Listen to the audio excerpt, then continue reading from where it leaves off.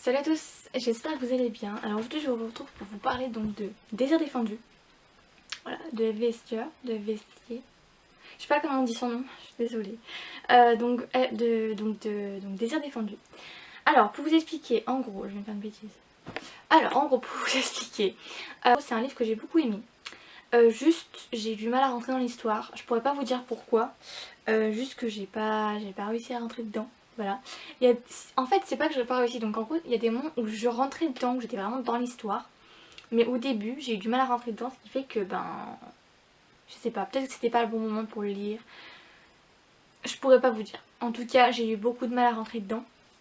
Mais ça reste une super bonne lecture. Donc voilà, je vous le recommande. Bref, en tout cas, pour vous expliquer le contexte de l'histoire, donc on rencontre James, donc le prof d'anglais.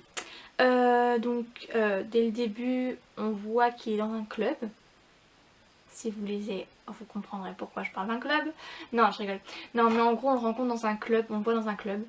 Et en gros, ce qu'il y a, donc par la suite, on va rencontrer Noah. Voilà. Et en gros, ce qu'il y a, c'est que des deux côtés, concernant James et concernant Noah, on va en apprendre sur les deux. Déjà, pour vous dire, entre guillemets, c'est le point de vue de James qu'on a.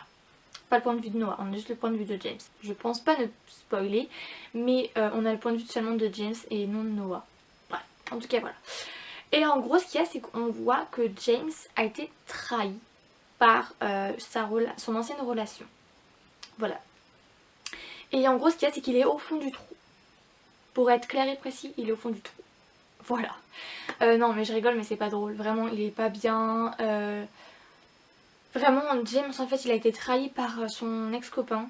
Ce qui fait qu'en gros, il se sent...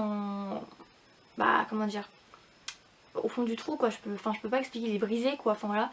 Et en gros, ce qu'il y a, c'est que, ensuite de ça, il rencontre Noah.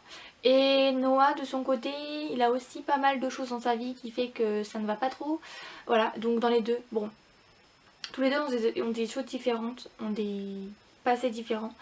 Et en fait on voit ce qui se passe avec Noah au fur et à mesure. Au début c'est un bloc qui est autour de lui, on sait rien. On voit juste parce que James nous dit quelques petites choses, etc. Enfin il remarque des petites choses. Mais à part ça en fait on pense savoir ce qui se passe, mais tout ce qu'on pense savoir en fait concernant lui sont pas fausses, mais on donne des théories, etc. Et vraiment c'est au-dessus de ce qu'on pensait en fait, tout simplement. Donc voilà, en tout cas on en apprend beaucoup plus sur Noah, sur ce qui se passe sur sa famille, etc. Sur lui.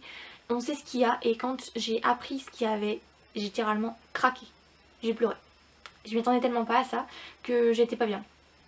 Voilà. James, on apprend ce qui se passe pour lui, on est vraiment mal pour lui, on n'est pas bien. On se demande comment il peut faire, etc. Vraiment, mais comme on dit, par amour on fait beaucoup de choses. Donc voilà, mais en fait James a fait beaucoup de choses. Et Noah d'un côté, et de l'autre côté Noah en fait il a vécu plein de choses aussi. Et vraiment c'est tous les deux différents, mais c'est tous les deux aussi dur l'un que pour l'autre, vraiment.